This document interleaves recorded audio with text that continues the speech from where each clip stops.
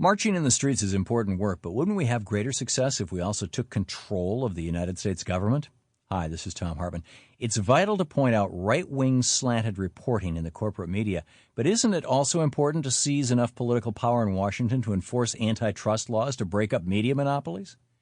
And how are progressives, most standing on the outside of government looking in, to deal with oil wars, endemic corporate cronyism, slashed environmental regulations, corporate-controlled voting machines, the devastation of America's natural areas, the fouling of our air and waters, and an administration that daily gives the pharma, HMO, banking, and insurance industries whatever they want, regardless of how many people are harmed?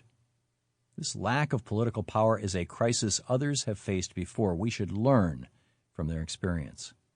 After the crushing defeat of Barry Goldwater in 1964, a similar crisis faced a loose coalition of gun lovers, abortion foes, Southern segregationists, Ayn Rand libertarians, proto-Moonies, and those who feared immigration within and communism without would destroy the America they loved.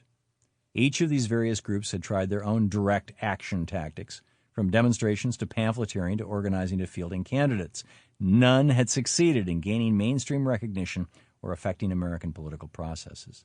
If anything, in fact, their efforts instead had led to their being branded as special interest or fringe groups, which further diminished their political power. So the conservatives decided not to get angry, but to get power. Led by Joseph Coors and a handful of other ultra-rich funders, they decided the only way to seize control of the American political agenda was to infiltrate and take over one of the two national political parties, using their own think tanks like the Coors-funded Heritage Foundation to mold public opinion along the way. Now they regularly get their spokespeople on radio and television talk shows and newscasts and write a steady stream of daily op-ed pieces for national newspapers. They launched an aggressive takeover of Dwight Eisenhower's moderate Republican Party, opening up the big tent to invite in groups who had previously been considered on the fringe. Arch-conservative neo-Christians who argue the Bible should replace the Constitution even funded the startup of a corporation to manufacture computer-controlled voting machines, which are now installed across the nation. And Reverend Moon took over the Washington Times newspaper and UPI. Their efforts, as we can see today, have borne fruit, as Kevin Phillips predicted they would in his prescient 1969 book, The Emerging Republican Majority, and as David Brock so well documents in his book, Blinded by the Right.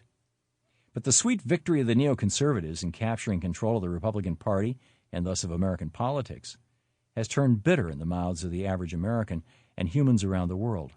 Soaring deficits, the evisceration of Social Security, voluntary pollution controls, war for oil, stacking federal benches with right-wing ideologues, bellicose and national. Sample complete. Ready to continue?